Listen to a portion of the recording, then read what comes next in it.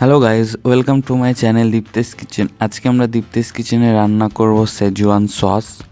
তো এটি একটি খুবই সিম্পল এবং চটজলদি রেসিপি। যারা চ্যানেলটিকে সাবস্ক্রাইব করেন অবশ্যই সাবস্ক্রাইব করবেন এবং পাশে থাকা বেল আইকনে ক্লিক করবেন আরও নতুন নতুন মজাদার রান্নার ভিডিও পেতে। প্রথমেই আমরা এমনি বাড়িতে আমরা যে শুকনো লঙ্কা ইউজ করি সেগুলোর বীজগুলোকে বার করে আমরা গরম জলে 10 মিনিটের জন্য এটাকে নরম হতে দেব। 10 মিনিট হয়ে গেছে। এবার আমরা একটা মিক্স জারে আর কি শুকনো লঙ্কাগুলো তুলে নিচ্ছি সব।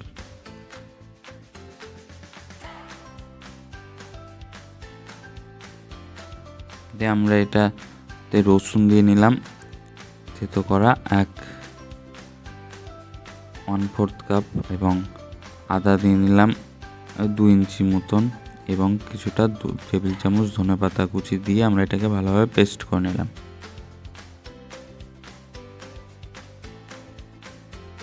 এবার একটা কড়াই আমরা তেল নিয়ে নিচ্ছি,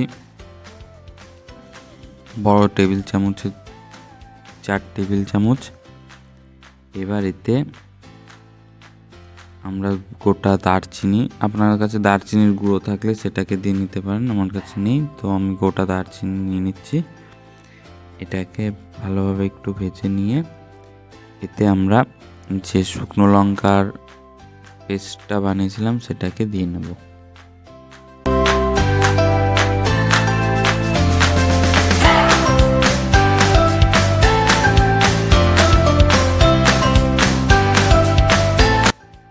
পেস্টটা দেওয়ার পর এটাকে আমরা ভালোভাবে এখন ফ্রাই করে নেব শুকনো লঙ্কাটাকে।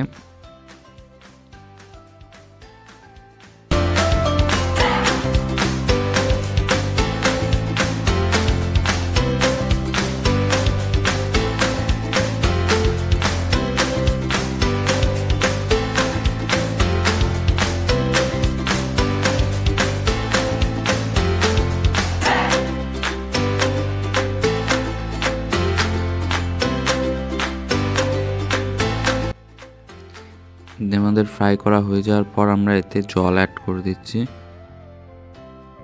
মোটামুটি 300 থেকে 400 গ্রাম জল আমি অ্যাড করছি।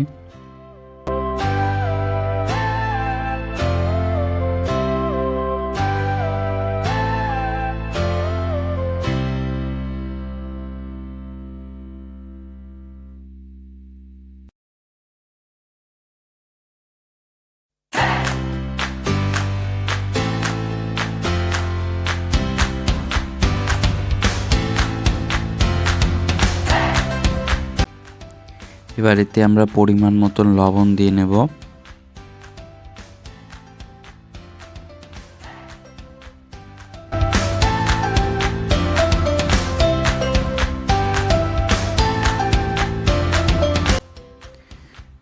তারপর এতে আমরা 1 টেবিল চামচ মতন সয়া সস দিচ্ছি।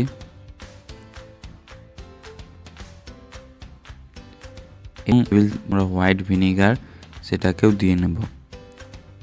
তারপর খুব সামান্য পরিমাণে চিনি দিয়ে নেব। আমরা এটাকে এখন ভালোভাবে জ্বালাবো।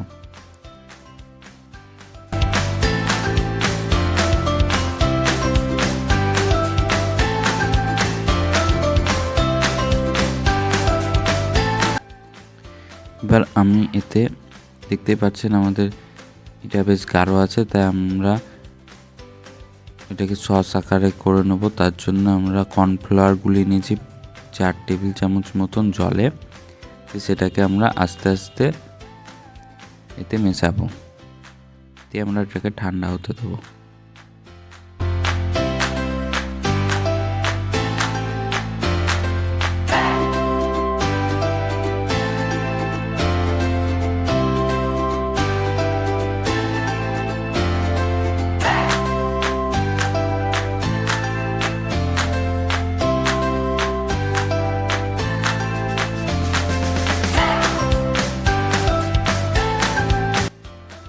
এবার এই সসটাকে আমরা ঠান্ডা হতে দেবো, দিয়ে একটা পাত্রে আমরা সসটাকে তুলে নেব।